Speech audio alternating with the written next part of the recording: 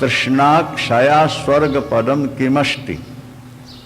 जिसकी तृष्णा का क्षय हो गया उसके लिए स्वर्ग क्या है? कुछ भी नहीं। स्वर्ग में जो सुख मिलता है तृष्णाहीन व्यक्ति को उससे कहीं ज्यादा सुख यहीं बैठे मिल जाता है।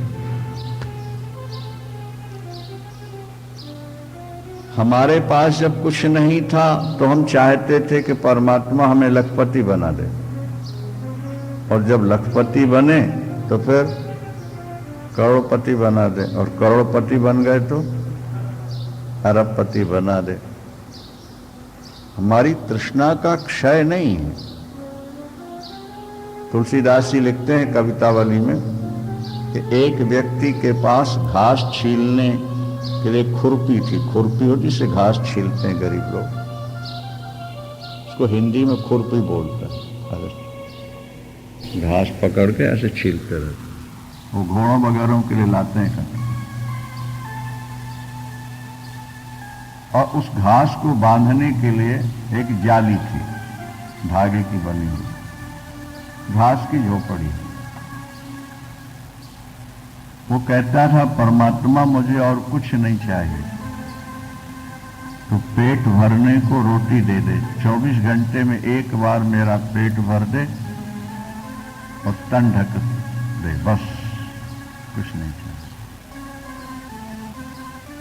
एक दिन जब वो घास छील रहा था तो सोने का ढेर निकल आया असरपियों,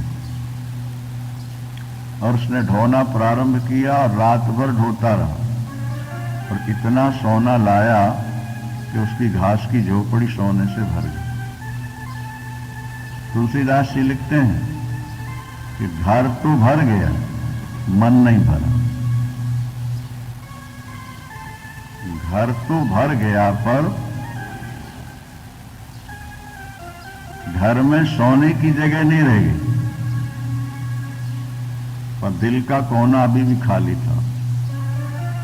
वो रात भर बैठा सोच रहा है इसको कहां लगाऊं, कैसे लगाऊं कि इधर और बढ़ जाए।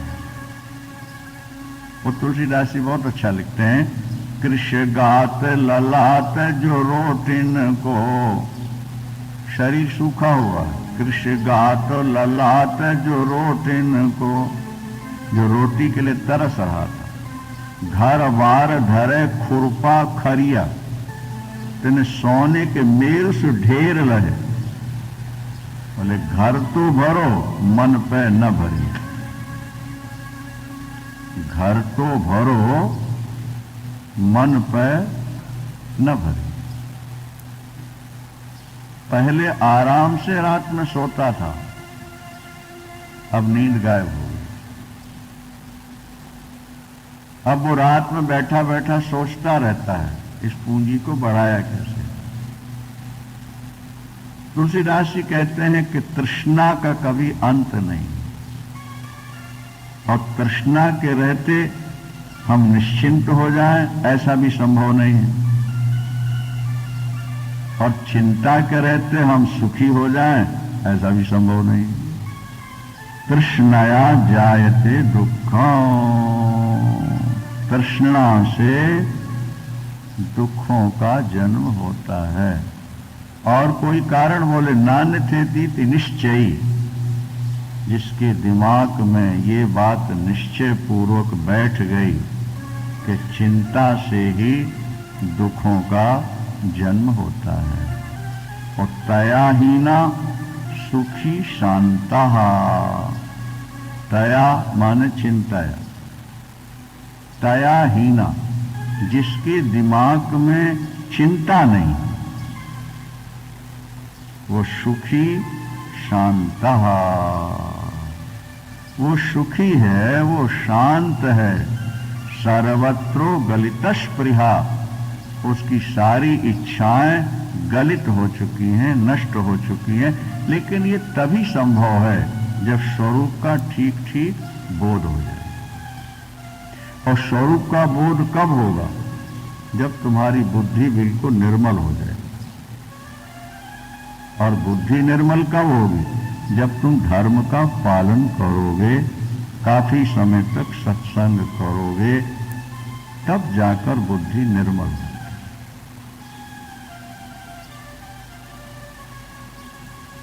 कुछ लोगों को सरल कथा सुनाओ तो बड़े खुश होते हैं,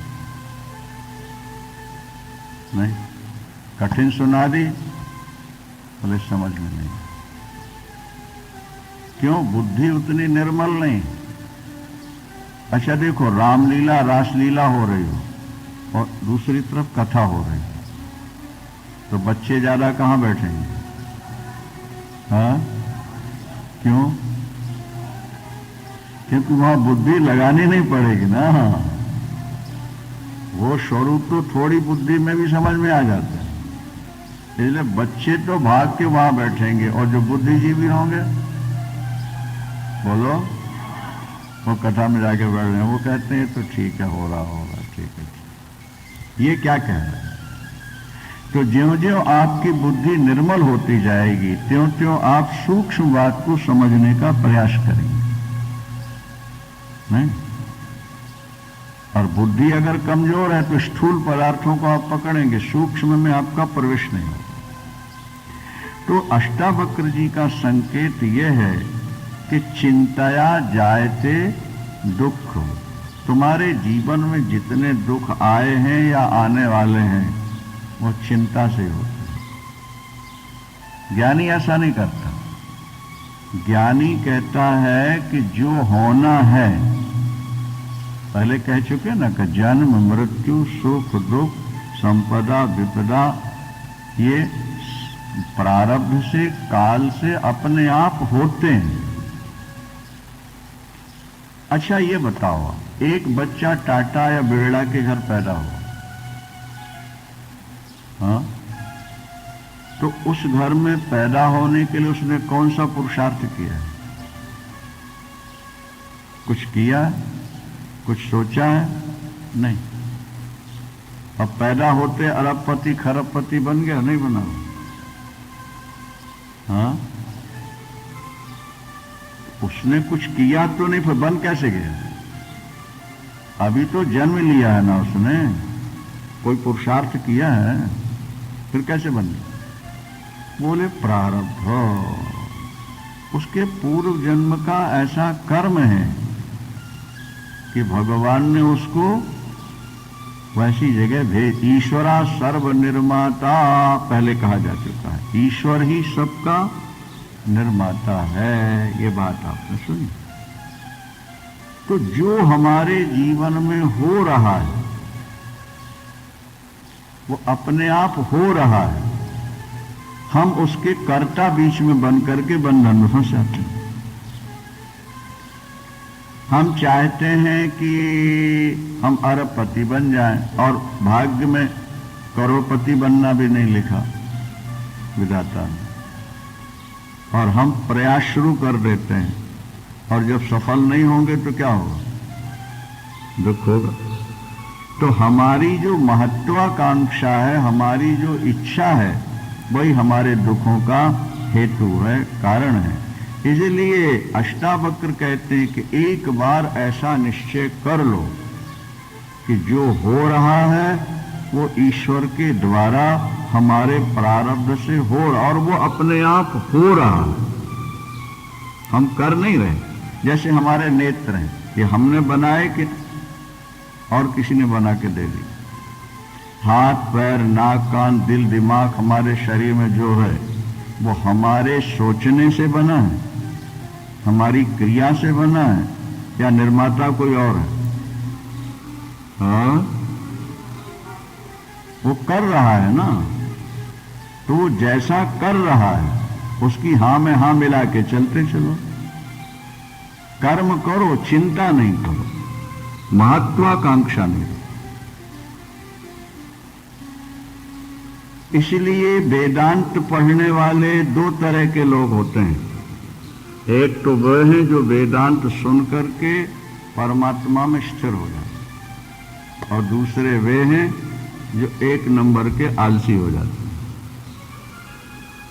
ये भी आप समझ लें। अगर बुद्धि कमजोर है तो वेदांत उनको नुकसान करता है, क्या? एक बहुत अच्छा श्लोक मिला कहीं, अज्ञस्य अर्ध प्रबुद्धस्य सर्वम ब्रह्मेति यो वदेत। जो मूर्ख है या जो थोड़ा जागा है, उसको अगर तुमने सब कुछ ब्रह्म है और पाप पुण्य कुछ नहीं है, ये उपदेश दे दिया, माने उसको तुमने नरक में ढकेल दिया। महानिरय जालेषु सतेनो विनियोजिता। क्योंकि जब उसको ये हो जाएगा पाप पुण्य है ही नहीं और आत्मा को पाप पुण्य लगते ही नहीं, तो फिर वो जो थोड़ा बहुत पापों से रुका हुआ था, ब्रेक लगा था, वो भी उसका खुल जाएगा। इसलिए सब कुछ ब्रह्म है, पाप और पुण्य नाम की कोई चीज नहीं, नरक स्वर्ग नहीं। ये उनके लिए है जिनका संसार से एकदम वैराग्य हो चुका। क्या? और वैराग्य तभी होता है जब बुद्धि बिल्कुल निर्मल हो जाए। हर व्यक्ति वैराग्य नहीं ले। क्या समझे? वैराग्य के लिए अंतःकरण की शुद्धि बहुत अपेक्षित है। एक व्यक्ति से कहा नौकरी छोड़ दे भाई, आश्रम में चल के रहो, तेरे आगे पीछे कोई है नहीं, शादी तूने कराई नहीं, रह जा आश्रम में सेवा कर। बोले जैसा आप कहो गुरुजी। हमने कहा अच्छा तेरी पेंशन बन जाए तो फिर आ जाना। देखा भी कि ढीला है ना वो,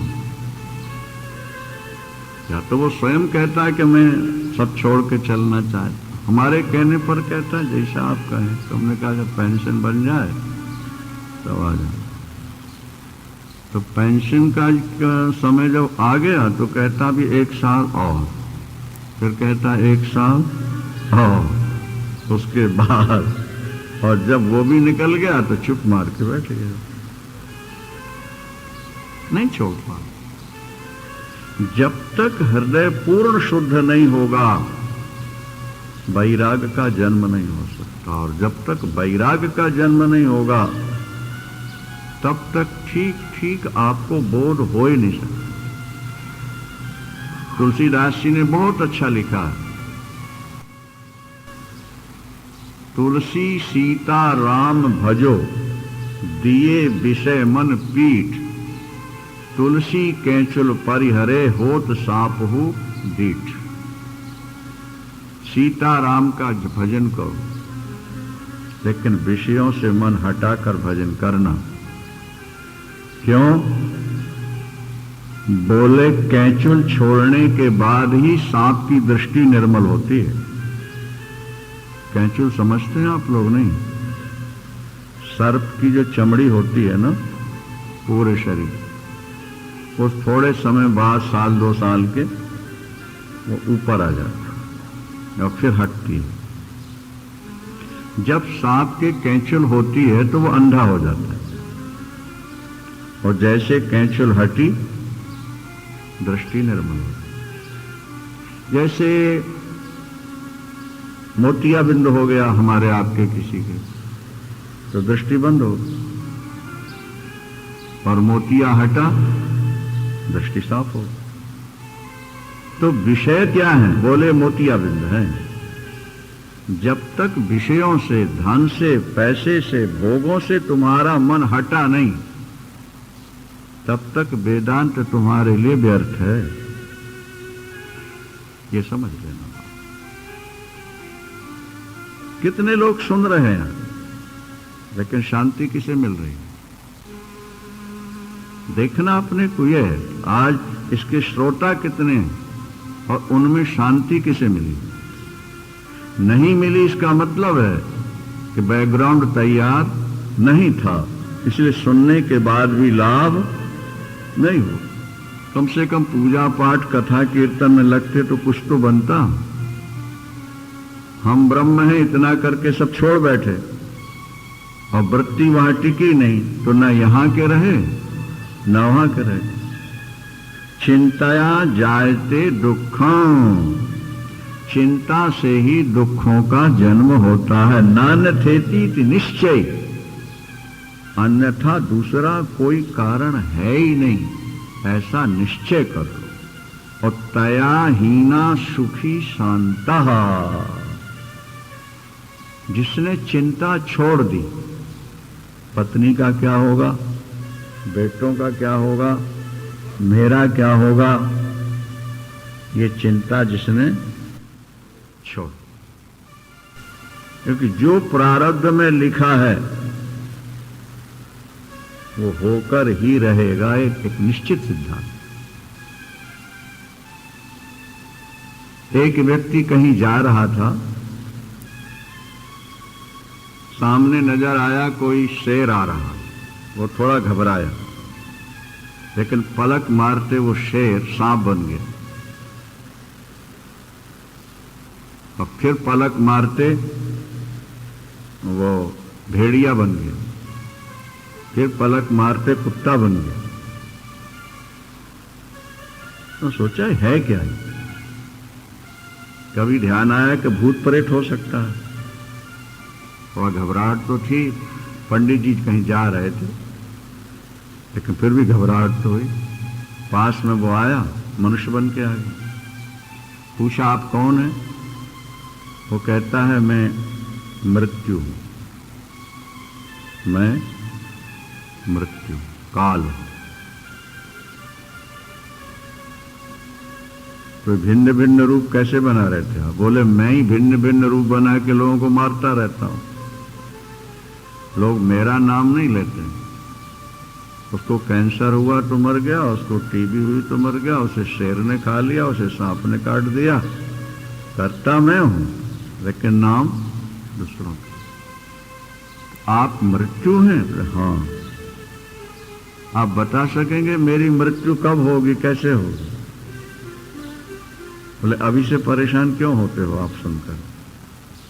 ये तो निश्चित है, जब जहां जैसी लिखी है वैसे ही होनी है, उसमें अन्यथा नहीं होगा। आप सुन लोगे अभी से परेशान हो जाओगे। बोले नहीं, आप बता तो दो कि आखिर मेरी मृत्यु कहां है। बोले आप गंगा सागर नहाने जाओगे, वहीं आपकी मृत्यु होगी। तो मैं प्रतिज्ञा करता हूं मैं कभी गंगा सागर नहीं जाऊं। वो भागा वहां से, तो महाराज रेगिस्तान की ओर चला गया, राजस्थान। गंगा सागर नहीं जाऊंगा, एक निश्चय उसने बांधा। जंगल में बैठ के भजन। वहां के राजा साहब आए, देखा बड़े तपस्वी तेजस्वी महात्मा थे।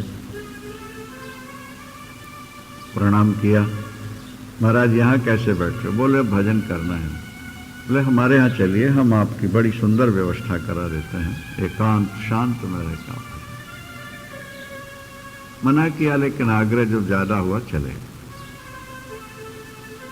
ठीक है, उन्होंने रहने की बड़ी सुंदर व्यवस्था कर दी, खाना पीना, नौकर चाकर सब व्यवस्थित कर। एक दिन पूछा, महाराज आपकी संतान कितनी है? बोले एक भी नहीं। अच्छा तो मैं उपाय करता हूं। पंडित थे ही वो, उन्होंने कोई उपाय किया और पुत्र हो गया। ढलती उम्र में पुत्र हुआ, इनकी कृपा से हुआ, उन्हीं की गोद में डाल दिया। ये आपका प्रसाद है, और आपके प्रसाद से हुआ है, तो उसको पढ़ाना लिखाना भी आपकी जिम्मेदारी है महाराज। आप ही इसको पढ़ा लिखा के लायक भी बनाइए। ठीक है, ठीक। बच्चा थोड़े दिनों बाद बड़ा हुआ, पढ़ाने लगे। ठीक है, गुरु और चेले दोनों रह रहे हैं बड़े प्यार से। एक दिन गुरुजी के मुख से निकल गया, और तीर्थ बार बार गंगा सागर। तो चेले ने कहा गुरुजी फिर तो अपन को गंगा सागर चलना ही है, चाहे जो हो जाए। उन्होंने कहा तोबा तोबा मेरे भैया, तू गंगा सागर का नाम मत ले। दुनिया में कोई तीर्थ तू कहो, मैं चल के नहला लाता हूं तेरे को साथ, लेकिन गंगा सागर में उसने कहा गुरुजी मैं भी पक्का चेला हूं, आपके बिना गंगा सागर नहीं जाऊं और मुझे गंगा सागर जाना है। छोटा बच्चा रोने लगा। महाराज तो बड़ा ध्यान रखते थे, बुढ़ापे में पुत्र मिला, जरा रोए तो एकदम क्या हुआ क्या हुआ। तो अब बेटा क्या बात है? बोले पिताजी मेरे को गंगा सागर नहाना है। ठीक है बेटा नहला। नहीं गुरुजी के साथ जाना है। गुरुजी के तो पसीना निकल आया, कहां पर रहे बेचारे। महाराज ने कहा कि महाराज तैयार हो जाइए, फिर अब तो बच्चे की इच्छा पूर्ण, आप ही का तो प्रसाद है दिया हुआ। बोले राजन और जहां कहो मैं चल पड़ता हूं, लेकिन गंगा सागर में आखिर कारण क्या है, क्यों ना कर रहे हो? बता दिया ऐसा ऐसा दिखा था और उन्होंने कहा था गंगा सागर में तुम्हारी मौत है, मगर खाएगा। महाराज ने कहा हम एक सिलेंडर बनवाते हैं लोहे का, और लोहे की मोटी सांकल और सिलेंडर में छेद करा देंगे थोड़े छोटे छोटे, और वहां ले जा करके सिलेंडर को लोहे की सांकल में बांध के आप दोनों गुरु चेले को उसके अंदर डुबकी लगवा के, अब बताइए महाराज उस सिलेंडर के अंदर नहीं मगर कहां से आएगा? छेद छोटे छोटे, पानी खाली अंदर आ जाएगा और मोटी सांकल से बंधा होगा। नहीं करो राजन, मुझे नहीं, मुझे नहीं मौत से बड़ा भय होता है व्यक्ति को। बड़े बड़े वेदांती भी मौत का नाम सुन के महाराज घबरा जाते। तो कोई कोई महापुरुष होते हैं जो हंसते रहते हैं, कहते हैं तो चोला छोड़ना, इसमें क्या दुख डर, कोई तकलीफ नहीं। ज्ञानी को शरीर छोड़ने में कोई तकलीफ। अष्टु कथा लंबी है, ले गए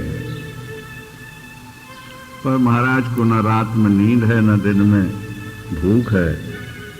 मौत मौत मौत। वहां ले गए और सिलेंडर के अंदर गुरु और चेला दोनों को रखा और मोटी सांकल, नदी, नौका, और जो गोता लगवाया और जब निकाला खोल के देखा तो चेला तो था ही नहीं, केवल मगर था और वो खा चुका था गुरु।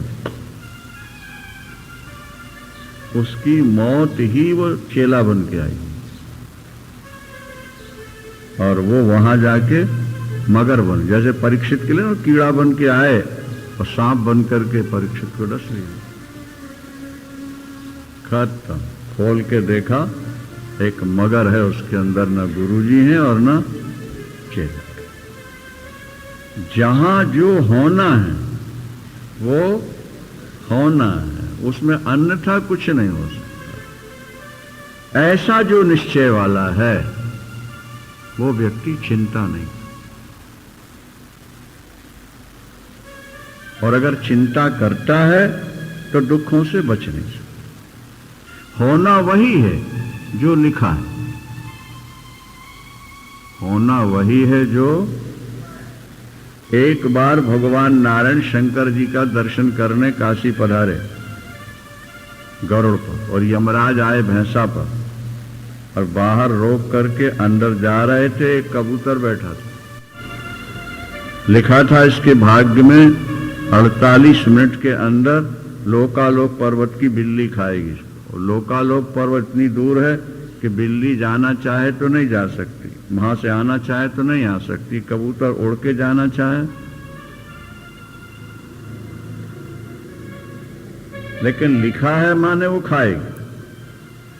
बेचारे की 2 घड़ी की जिंदगी है तो मरेगा मरेगा। यमराज जी ऐसा कहते दर्शन करने चले गए। कबूतर घबरा गया, जाके गरुड़ जी के चरणों में गिरा। आप पक्षी राज हो, पक्षियों के राजा हो, मेरी मौत 2 घड़ी यमराज कर रहे थे, मुझे बचा लो। आप समर्थ हो, ठाकुर जी के वाहन हो, मैं आपकी प्रजा हूं। मेरी पीठ पर बैठ, मैं छोड़ आता हूं। नहीं, जहां ये पहुंचे ही नहीं पाएंगे। जाके वहीं जहां बिल्ली थी वहीं छोड़कर क्या वापिस आ गए। हाँफ रहे थे, पसीना आया हुआ था। यमराज जी दर्शन करके लौटे। अरे पक्षीराज, आप हाँफ कैसे रहे हो, पसीना कैसे, आप तो अभी शांत बैठे हुए थे। बोले कुछ नहीं कुछ नहीं। फिर भी तो कुछ हो। बोले वो कबूतर को आपने दो घड़ी मौत कही, वो घबरा गया और मैंने सोचा कहीं सुरक्षित है। कहाँ छोड़ आया? बोले लोकालोक पर्वत। बोले वहीं तो बिल्ली बैठी थी उसको खाने के लिए। अब दोबारा देख के आओ, पंख उड़ते हुए नजर आएंगे आपको, कबूतर नहीं। गए तो पंख पड़े हुए। क्या? जन्म मृत्यु सुख दुख, क्या हानि लाभ, जीवन मरण, संयोग वियोग, ये सब बिल्कुल निश्चित है तुम्हारी जिंदगी की फाइल। तुम्हारी जिंदगी की जो कैसेट बनी हुई है ना, उसमें ये सब निश्चित और वो होना ही है। तो फिर चिंता छोड़ दो, जो होना है होगा। अपन तो कर्तव्य बुद्धि से कर्म करते जाओ, अपने स्वरूप से जोड़ के जियो, जो होना है ठीक होता रहे। चिंता से तत्काल मुक्ति मिल जाएगी। वृंदावन आप सुखी होना चाहते हैं, शांति चाहते हैं तो चिंता छोड़ो। ये चिंता एक नागिन है जो खा जाती है व्यक्ति को। तुलसीदास जी ने लिखा कि चिंता सांपिन काहि न खाया। चिंता एक नागिन है, इसने किसको नहीं डस लिया, सबको डसे बैठी। अपने से पहले हम पत्नी का बीमा कराते हैं, नहीं, अपने से पहले पत्नी के नाम से रुपए जमा कराते हैं। क्यों? चिंता है कहीं हम मर गए तो इसका क्या होगा, इसलिए इसकी व्यवस्था करो। अपने नाम से भी हम जमा करा देते हैं, अगर हम मर जाएं तो ये हमारा पैसा। चिंता किसी को नहीं छोड़, और जो चिंता से मुक्त हो गया वो दुखों से सदा के लिए मुक्त हो। इस बात को आप भूल जाइए कि हम भौतिक समृद्धि के बाद अपने जीवन को सुखी बना लेंगे। भौतिक समृद्धि जितनी बढ़ती जाएगी, चिंता भी उतनी बढ़ेगी, और चिंता जितनी बढ़ेगी दुख उतने आपके लंबे होते चले, उतने लंबे होते जाएंगे। इसलिए निश्चय कर लीजिए कि हम चिंता नहीं करेंगे, जो होना है वो होना है। आज हिंदुस्तान के कम से कम तो 50 करोड़ व्यक्ति हाथ जोड़ रहे हैं कि वर्षा आ जाए, इंद्र देवता प्रसन्न हो जाओ, पानी दे दो। लोग प्यासे मर रहे हैं, खेत सूख रहे हैं, और हो रहा है, बोलो। और जब होना है कोई प्रार्थना न करो, हो जाए। माने सब कुछ अपने आप हो रहा है, पर कमजोरी हमारी है कि जो हो रहा है उसमें भी हम अपनी टांग अड़ा देते हैं कि मैं कर रहा हूं, मैं कुछ नहीं। अच्छा, हमने भोजन किया, अब अन्न कौन पका रहा? हम पका रहे हैं कि कोई अंदर मशीन परमात्मा ने फिट करी है जो पचा रही?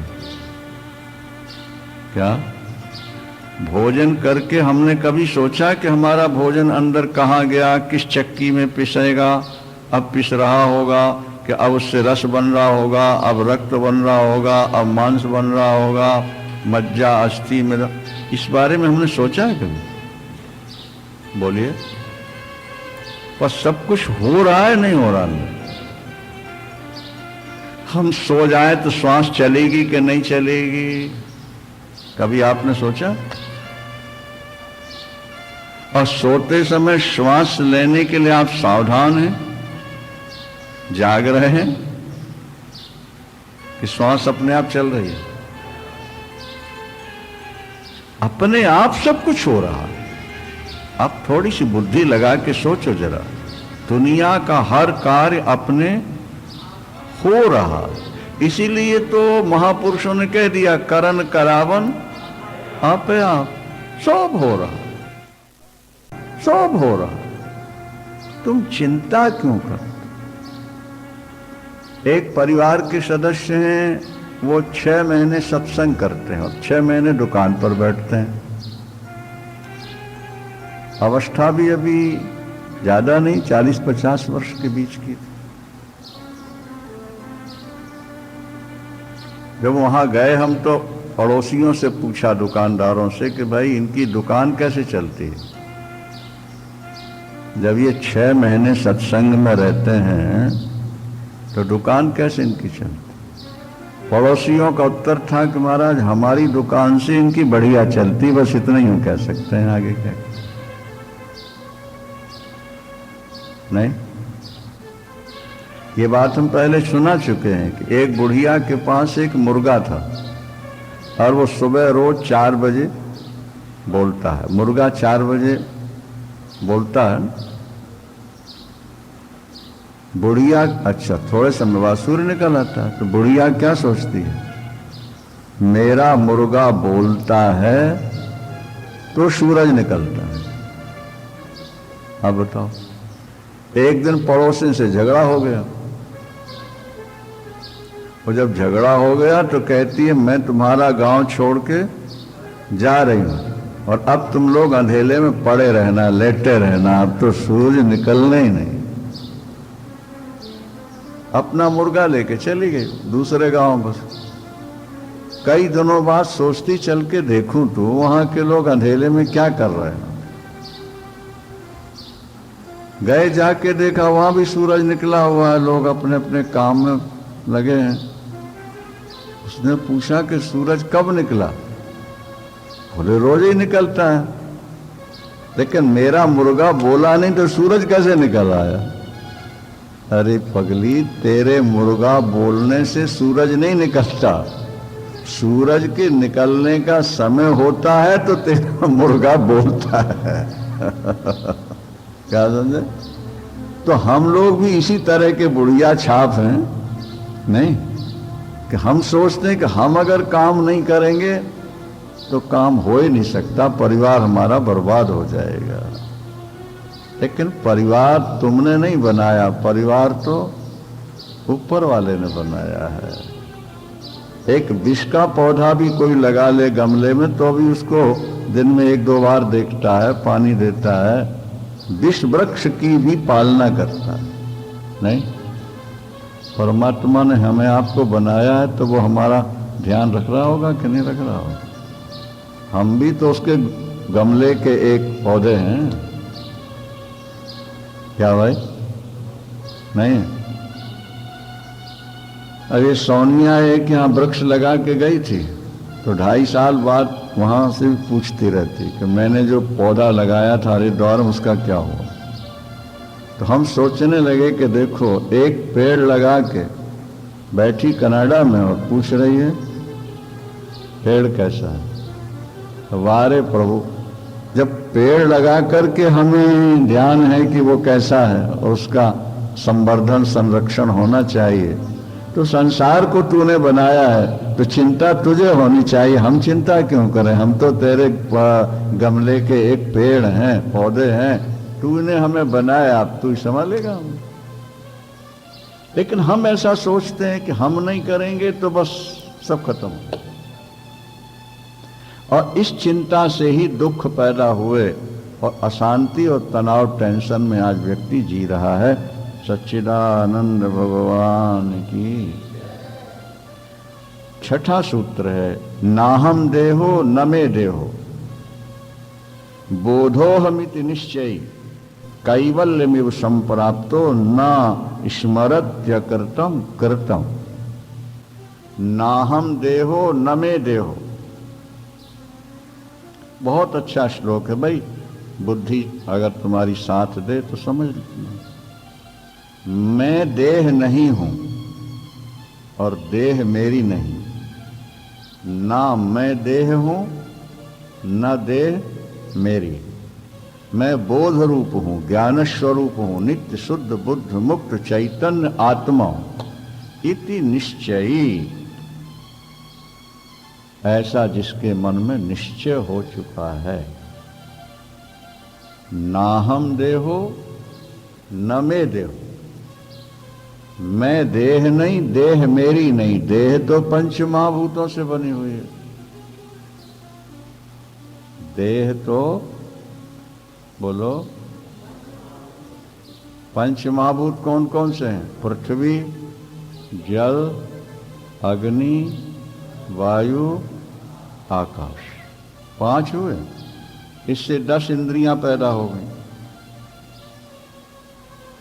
पंच महाभूत हैं 5, इंद्रियां हैं 10। 5 ज्ञानेन्द्रिय और 5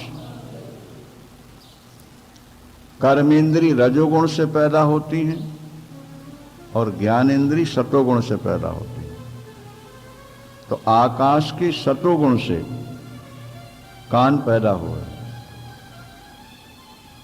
क्या समझ? और आकाश के रजोगुण से ये वाणी पैदा हुई। वायु के सतोगुण से स्पर्शेंद्रिय पैदा हुई और वायु के रजोगुण से हाथ पैदा हुआ। तेज के सतोगुण से नेत्र पैदा हुए, क्या? और रजोगुण से पैर पैदा हुए। इसी तरह जल के सतोगुण से रसना पैदा हुई है और तमोगुण रजोगुण से मूत्रेंद्रिय पैदा हो, जननेन्द्रिय पैदा। इसी तरह पृथ्वी के सतोगुण से गंध पैदा हुई और उसके रजोगुण से मल इंद्रिय पैदा हुई। एक पंच महाभूत से 2 इंद्रिय बनती है। देखो परमात्मा ने कैसे सेटिंग की। आंख सतोगुण से है, क्या? तो पैर रजोगुण से है। हम आंख से देखते हैं तो पैर से चलते हैं।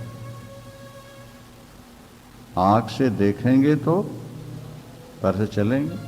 आकाश से श्रोत्र पैदा हो सतोगुण से। तो यहां से जो हम सुनते हैं रजोगुण है वाग इंद्री, वाणी से वही बोलना शुरू कर देते हैं। जो यहां से सुनते हैं वही यहां से बोलते हैं। इसी तरह नासिका जो है ये सतोगुण से पैदा हुई, तो अपान वायु मार्ग जो है वो रजोगुण से पैदा हो। यहां से सुगंधी, वहां से दुर्गंधी बन के बाहर निकल जाती है। नहीं, वायु के सतोगुण से स्पर्शेंद्रिय बन गई तो रजोगुण से हाथ बन गए। किसी का स्पर्श अच्छा लगा तो हाथ आगे बढ़ जाते हैं। सच्चिदानंद। तो 5 ज्ञानेन्द्रिय सतोगुण से 5 महाभूतों के और 5 कर्मेंद्रिय रजोगुण से पैदा। अब 5 से 5 चीजें और भी पैदा हुई हैं। 25 चीजें। हमारे शरीर में 25 प्रकार की क्रियाएं होती हैं, पदार्थ हैं, जिनका निरूपण इस प्रकार है, आप सुन लो। आकाश से हमारे अंदर 5 चीजें पैदा हुई हैं। काम, क्रोध, शोक, मोह और भय। काम, क्रोध, शोक, मोह और भय, ये आकाश के धर्म हैं। वायु के 5 धर्म हैं। चलन, बलन, प्रसारण, धावन और आकुंचन, ये 5 वायु के धर्म। चलन, बलन, प्रसारण, धावन और आकुंचन।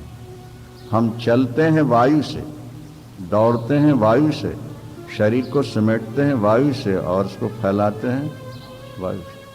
अंदर वायु ना हो तो हम कुछ कर नहीं सकते। इसी तरह तेज से 5 चीजें पैदा हो गई। क्षुधा, तृषा, आलस्य, निद्रा और कांति, ये तेज के धर्म हैं। और जल के 5 धर्म हैं। शुक्र माने धातु, शोणित माने ब्लड, लार, मूत्र और श्वेत माने पसीना, ये 5 जल के धर्म। इसी तरह 5 पृथ्वी से बने, हड्डी, मांस, नाड़ी, त्वचा, रोम, रोम माने बाल, ये पृथ्वी के विकार। माने हमारे शरीर में जो कुछ है वो सबका सब मटेरियल प्रकृति का है और कार्य प्रकृति अपने आप कर रही है। 5 प्राण हमारे अंदर है, प्राण, अपान, व्यान, उदान, समान। वो अंदर ऐसी मशीन फिट की है परमात्मा ने कि वो सब अपना अपना कार्य करते चले जा रहे हैं। तो प्रकृति अपना कार्य कर रही है, लेकिन हमें लगता है कि हम कर रहे हैं। जैसे सूर्य निकलने वाला हुआ तो मुर्गा बोलता है, और बुढ़िया ने उल्टा सोच लिया कि मुर्गा बोलता है तो सूरज निकलता है। हम जो कर्म करते हैं ऐसा मान के करते हैं कि हम ना करेंगे तो परिवार हमारा नष्ट हो जाएगा।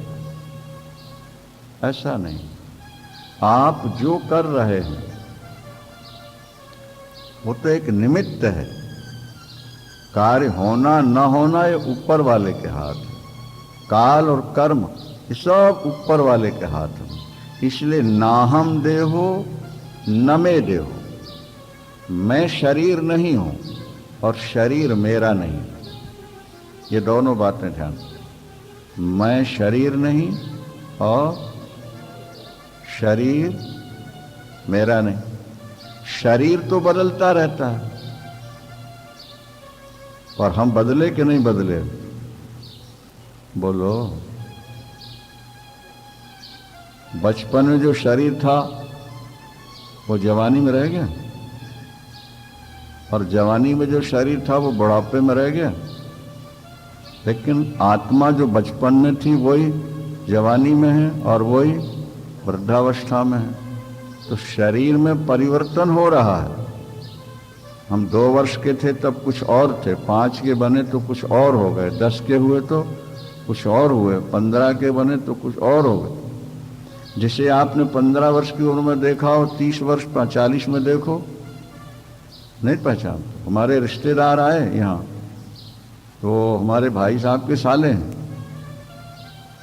क्या, और जिनके साथ अपन खेले खाए कूदे बचपन में, अभी जब वो आए जटाजूट तो हम पहचान, हम पूछ रहे थे आप कौन हो। शक्ल बदलती है लेकिन हम नहीं बदलते। तो न बदलने वाले हम हैं और बदलने वाला शरीर है, तो फिर हम और शरीर दोनों एक कैसे हो जाएंगे? सबसे बढ़िया उदाहरण तो यह है कि जब व्यक्ति समाप्त होता है,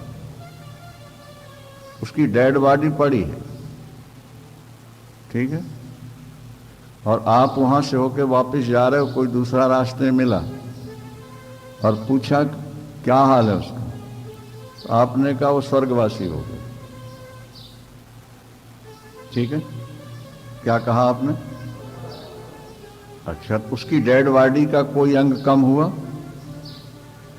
हाँ, जहां का तां ज्यों का त्यों सोया हुआ नजर आ रहा, नहीं आ रहा? और आपने कहा कि वो स्वर्गवासी हो गया, तो 2 हो गए नहीं?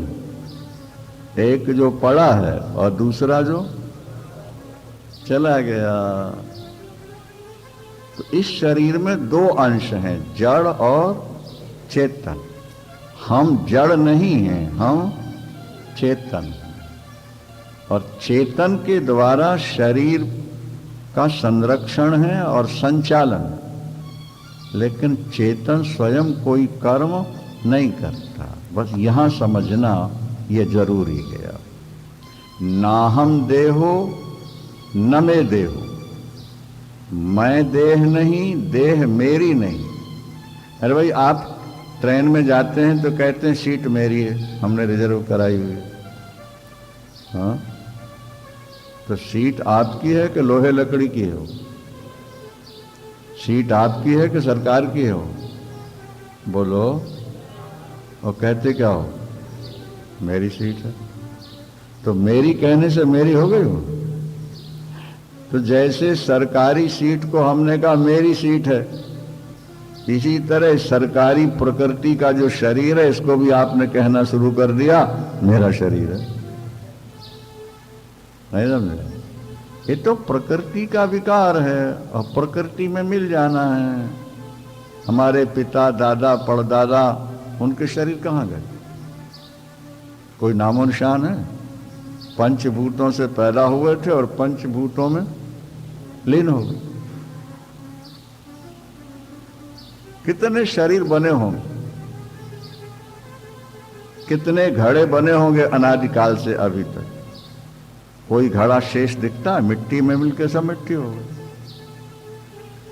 इतने शरीर बने, आज 1 अरब व्यक्ति हैं अपने भारतवर्ष में और 5-5.25 अरब व्यक्ति हैं सारी दुनिया के अंदर, और 100 वर्ष बाद एक भी नहीं रहेंगे और मिट्टी में मिलके सब मिट्टी हो जाना। भाई हम कहा करते हैं जो चीज आए और जाए वो हमारी नहीं हो सकती। जो आए और काम आता है और फिर चला जाता है, क्रोध आता है और चला जाता है, लोभ आता है चला जाता है, दिन आया और चला गया, रात आई और चली गई। तो ये हमारे कैसे होंगे जो आते रहे और जाते रहे? अभी हम कहीं सुना रहे थे कि भाई आग पर तवा रखा आपने तो गर्म हो गया और नीचे रख दिया तो अब तवा रोए कि मेरी गर्मी चली गई। तो वो समझदार है कि ना समझ है? हाँ, और रात को फिर गर्म हो गया और फिर अलग किया फिर ठंडा हो गया। तो जिसमें गर्मी आए और जाए वो तवा का अपना स्वरूप हुआ कि उससे भिन्न है? तो हमारे जीवन में भी तो परिवर्तन बराबर हो रहा है। बचपन में कितने मिले चले गए, जवानी में मिले चले गए, बुढ़ापे में मिल रहे हैं और जा रहे हैं। तो जो मिल रहे हैं और जा रहे हैं वो हमारा स्वरूप कैसे हो सकता है? ये शरीर मैं नहीं हूं, ये शरीर मेरा नहीं है। बोधो हम, मैं ज्ञान स्वरूप हूं, मैं सच्चिदानंद स्वरूप हूं। इति निश्चयी शब्द दिया, इति ऐसा निश्चय जिसको हो गया वो कैवल्यमिव संप्राप्तो न स्मरति अकृतम कृतम। वो जीते जी मुक्त हो गए, वो जीवन मुक्त है, वो यही ब्रह्म है। उसने क्या किया और क्या नहीं किया उसको याद ही नहीं रहता। क्यों? बोले वो अपने स्वरूप में रहता है, उसे याद कैसे रहेगा हमने क्या किया और क्या नहीं किया? किसी को हमने रुपए दे दिए कुछ और हमें याद ही नहीं रहे, और बाद में उन्होंने कहा कि आपने इतने रुपए दिए थे, हमने कहा हमें याद ही नहीं। तो बोले गुरुजी आप दे के भूल गए। हमने कहा भैया हम तो संसार को भूलना चाहते हैं, रुपये भूल गए तो कौन सा आश्चर्य। वृंदावन यहाँ बैठे रहना नहीं, शरीर छोड़ना है। तो हम रुपये याद करें कि भगवान को याद करें कि अपने स्वरूप को याद करें? तुम अपने हो, दे दिया दे दिया, और तुम ईमानदार हो तुम लौटा रहे लौटा दो, और नहीं तो हमारे पास रहे तब तुम्हारे पास रहे आएंगे। फर्क क्या पड़ता है? वृंदावन। देखो आप बाजार में जाओ, सैकड़ों व्यक्ति मिलेंगे, आप सारे याद रहते हैं क्या? हाँ, नहीं रहेंगे याद। सरसरी तौर से आप देखते जाओ, लेकिन बाद में वो याद नहीं रहेंगे। हाँ, कोई बहुत पुराना प्यारा मिल जाए वो याद रह जाएगा। अष्टावक्र जी कहते हैं कि जो निरंतर अपने स्वरूप में स्थित रहता है उसके द्वारा क्या हुआ क्या नहीं हुआ, उसको पता नहीं लगता, वो भूल जाता। स्वरूप का चिंतन करने वाला व्यक्ति संसार की बातों को भूल जाता है, याद नहीं रखता, याद रहता ही नहीं उसको।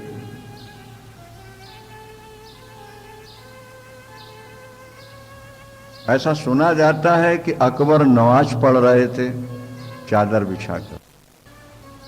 तू हंस क्यों रही है? तुझे दंड की व्यवस्था की जा रही है, तुझे चाहिए था कि तू हाथ जोड़कर माफी मांगती और भविष्य में गलती न करने का वायदा करती, पर तू मुस्कुरा रही है। उस लड़की ने बड़ा सुंदर उत्तर दिया। उसने कहा, साहब मुझे क्षमा की जाए, मुझे माफ किया जाए। आश्चर्य है मुझे, मैंने एक हाड़ मांस के पुतले से प्यार किया और मैं ऐसी जा रही थी उसको देखते हुए कि मैं आपको नहीं देख पाई, और आप खुदा से प्यार कर रहे थे और आपको मैं दिखाई दे गई। ये बहुत बड़ा आश्चर्य है, इसलिए मैं मुस्कुरा रही थी। अकबर का क्रोध कपूर की तरह उड़ गया। उसने झुककर प्रणाम किया, मुझे तुमने शिक्षा दी, सावधान। लड़की कहती है, मैंने एक लड़के से प्यार किया कि मुझे हिंदुस्तान का बादशाह नहीं दिखा, और आपने परमात्मा खुदा से प्यार किया, उसकी इबादत कर रहे हो, और मैं नजर आ रही हूं कि निकल गई मैं आपके सामने से। कहने का मतलब यह है कि आप ईश्वर से प्यार करते हैं या आत्मा से प्यार करते हैं, उस प्यार में इतना डूब जाइए आप कि आपको संसार की कुछ सुधा ही न रह जाए। आगे श्लोक मिलेगा, हमने कहा ना कि शरीर आज ही चला जाए कोई बात नहीं, और कल्प पर्यंत रहे कोई बात नहीं। धन मिला है, रहे अच्छी बात है, चला जाए कोई बात नहीं। बेटा हुआ है, ठीक है, चला जाए कोई बात नहीं। जब आप अपने में मस्त हो जाओगे तो संसार की हर वस्तु से आपका मन हट जाएगा। जवान लड़की, माता पिता जिसने इतना प्यार दिया लड़की को, सहेलियां, भाई, भाभियां, लेकिन जब पति मिल जाता है सब कुछ भूल जाती है, उसके साथ चली जाती। तो अपने स्वरूप का अनुसंधान करना ये भी एक प्रेम है। स्वस्वरूपानुसंधानम भक्तिरित्य विधीयते। शंकराचार्य भगवान कहते हैं, अपने स्वरूप का निरंतर चिंतन करना ये भी भक्ति है, भक्ति। तो ना हम देहो न मैं देहो, बोधो हम, मैं बोध स्वरूप हूं, ज्ञान स्वरूप हूं। इति निश्चयी, ऐसा निश्चय कर लेने वाला व्यक्ति यही मुक्त है, यही जीवन मुक्त है।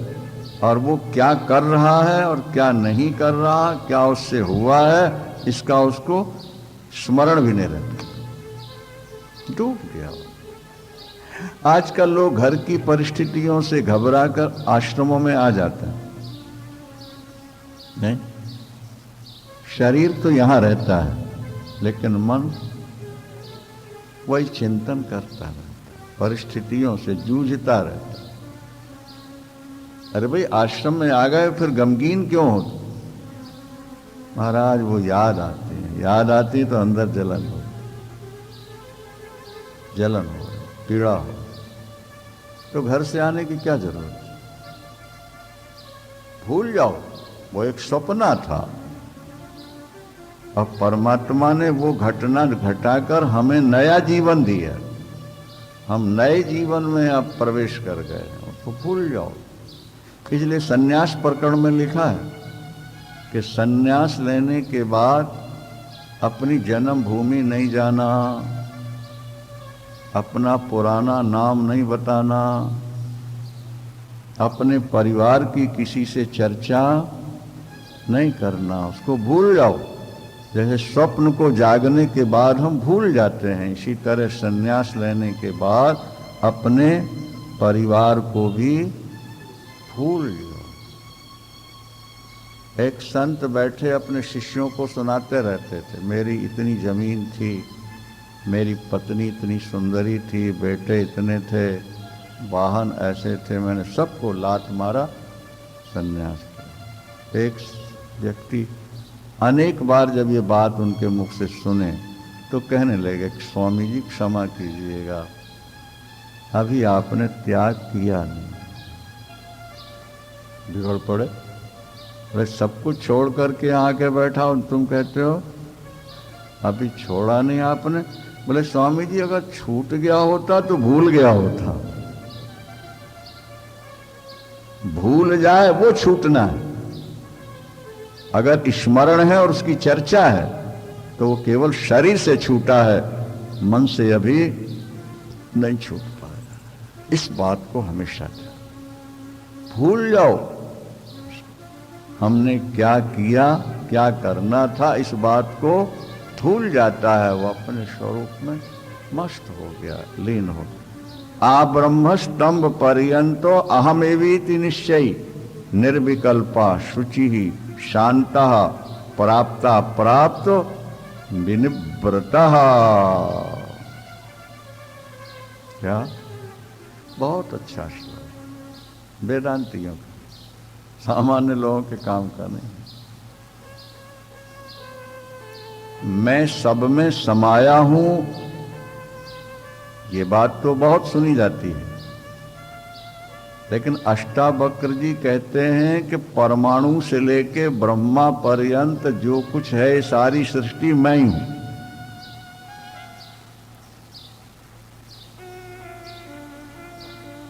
ईश्वर की व्यापकता दो तरह से शास्त्रों में मिलती है, थोड़ा सा कठिन है। एक व्यापकता तो वो है कि दूध में माखन है,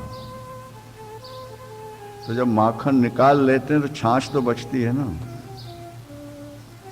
लेकिन दूसरी व्यापकता है हार में सुवर्ण, हार में सुवर्ण। देखो वहां द्वैत है, यहां अद्वैत है। दूध से माखन निकाल लिया तो छाछ बच गई ना, तो जड़ से चेतन को निकाल लिया तो जड़ बच गया ना। लेकिन इस श्लोक में कह रहे नहीं, वृंदावन ब्रह्मस्तंभ पर्यंतम अहमेति निश्चयी। क्या? आ ब्रह्म माने ब्रह्मा से लेकर, स्तंभ कहते हैं परमाणु, परमाणु छोटे से छोटा जो परमाणु है वहां तक मैं ही हूं। क्या? प्रभु व्यापक सर्वत्र समाना, तो व्यापकता दो तरह की है, वैसे तो तीन तरह की मानी जाती है। कठिन बातें हैं, आजकल लोग इसको समझ नहीं पाते ना। दूध से माखन निकाल लिया तो छाछ रह गई, एक तो व्यापकता यह है। दूसरी व्यापकता है कि हार में, अंगूठी में, कंगन में सुवर्ण, उससे सारा सुवर्ण निकाल लें तो हार, कुंडल नाम की कोई चीज रह जाएगी? नहीं रहेगी। तो यहां जो आत्मा के बारे में कहा जा रहा, एक तीसरी और व्यापकता है कि जैसे रस्सी में सांप, तो रस्सी में विकार नहीं आता और सर्प की भ्रांति हो जाती है। इसी तरह जो शुद्ध चेतन सदघन चिदघन आनंद तत्व है उसमें विकार हुआ ही नहीं, माया ने संसार बना के दिखा रखा है, वो विवर्तवाद कहलाता है। उसको शास्त्र में विवर्त, माने परमात्मा में कोई विकार नहीं आया, ये संसार है ही नहीं। भाई स्वप्न में जो हमें दिखता है वो अंदर दिखता है, और अंदर हमारे सिवा कोई है ही नहीं, तो जो दिखा वो हमारे ही विभिन्न रूप दिखाई दिए। आंख खुलने के बाद केवल हम शेष बचते हैं। तो अष्टावक्र जी कहते हैं कि आ ब्रह्मस्तंभ पर्यंत, ब्रह्मा से लेके एक छोटे से छोटे कीटाणु या अणु तक अहम वेति, मैं ही हूं, ऐसा जिसका निश्चय बन चुका है, निर्विकल्पहा, उसके मन में और कोई कल्पना नहीं, शुचि शांतः,